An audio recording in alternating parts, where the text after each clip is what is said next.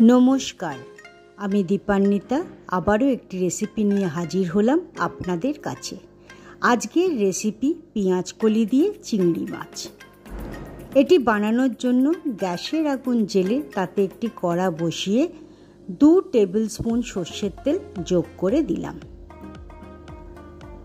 তেলটি গরম হয়ে গেলে কড়ার গায়ে ভালোভাবে লাগিয়ে নিয়ে 300 গ্রাম চিংড়ি মাছকে ভালোভাবে ধুয়ে তা ভাজবার জন্য যোগ করে দিলাম।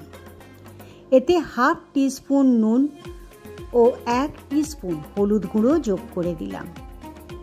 এরপর 20 থেকে 25 সেকেন্ড ধরে ভালোভাবে চিংড়ি মাছটিকে নাড়াচাড়া করে ভেজে নিলাম। কিছুক্ষণের জন্য ঢাকাও দিয়েছিলাম যাতে ভালো সেদ্ধ হয়। এরপর ঢাকাটিকে সরিয়ে নিয়ে আবারও নাড়াচাড়া করে নিয়ে সেটিকে সরিয়ে রাখলাম। আমাদের চিংড়ি মাছ ভাজাটি তৈরি হয়ে গেছে। গ্যাসের আগুনে আবার কড়াটাকে বসিয়ে নিয়ে তাতে 3 থেকে 4 টেবিল স্পুন সর্ষের তেল যোগ করে দিলাম। এবারে 2 তেজপাতা, 2 শুকনো লঙ্কা ও 1 টিস্পুন 5 ফোড়ন যোগ করে দিয়েছি। সেটিকে 1-2 মিনিট ধরে ভালোভাবে নাড়াচাড়া করে নিয়ে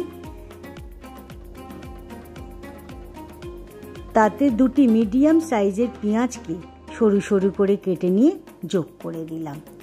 2-3 মিনিট ধরে নাড়াচাড়া করে নিলাম তাকেও। সমস্ত রান্নাটি কিন্তু লো ফ্লেমে আমি করেছি। এরপর 1-2 মিনিটের জন্য ঢাকা দিয়ে দিলাম। 1-2 মিনিট বাদে ঢাকাটিকে সরিয়ে নিয়ে 2টি মিডিয়াম সাইজের আলুকে যে কেটে রেখেছিলাম সেটিকে যোগ করে দিলাম। দিয়ে পেঁয়াজের সাথে তাও ভালো করে নাড়িয়ে চাড়িয়ে নিয়েছিলাম। এরপর স্বাদ অনুসারে নুন, 1 টিস্পুন হলুদ গুঁড়ো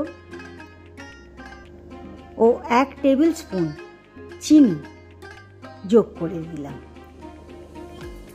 তারপরে তাতে একটি মিডিয়াম সাইজের বেগুনকে কেটে নিয়ে যোগ করে দিয়েছি।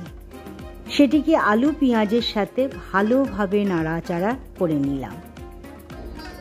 এরপর 1 tablespoon ginger garlic paste তাতে দিয়ে সেটিকেও ভালোভাবে নাড়াচাড়া করে আলু বেগুনের সাথে মিশিয়ে নিয়েছিলাম। এরপর 3 থেকে 5 মিনিটের জন্য ঢাকা দিয়ে দিয়েছিলাম। বেগুনটা নরম হয়ে গেছে এবং আলুটাও প্রায় সেদ্ধ হয়ে এসছে। এই সময় ভালোভাবে সেটিকে নাড়িয়ে নিয়ে পেঁয়াজকলি 200 গ্রাম পেঁয়াজকলি আমি যে কেটে রেখেছিলাম সেগুলিকেও দিয়ে দিলাম। প্রথমে 3 থেকে 5 মিনিট সেটাকে ঢাকা দিয়ে নরম হতে দিলাম। 3 থেকে 5 মিনিট বাদে ঢাকাটিকে সরিয়ে নিয়ে ভালোভাবে তাকে আলু আর বেগুনের সঙ্গে নাড়াচাড়া করতে লাগলাম।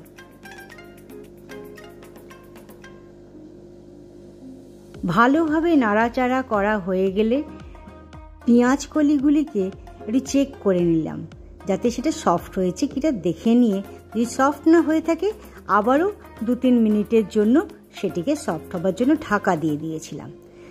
এবারে আমাদের পেঁয়াজ কলিগুলি সফট হয়ে গেছে দেখে যে ভেজে রাখা চিংড়ি মাছগুলো ছিল সেগুলো এবং 2-4টে কাঁচা লঙ্কা তাতে যোগ করে দিয়েছিলাম। সেটিকেও পেঁয়াজ কলি বেগুন আলুর সাথে ভালোভাবে মিশিয়ে নিলাম।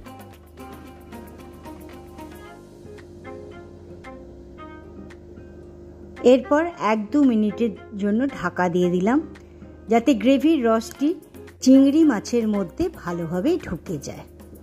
এবার 1-2 মিনিট বাদে ঢাকাটা খুলে নিয়ে আবারও ভালোভাবে নাড়াচাড়া করে নিয়েছিলাম।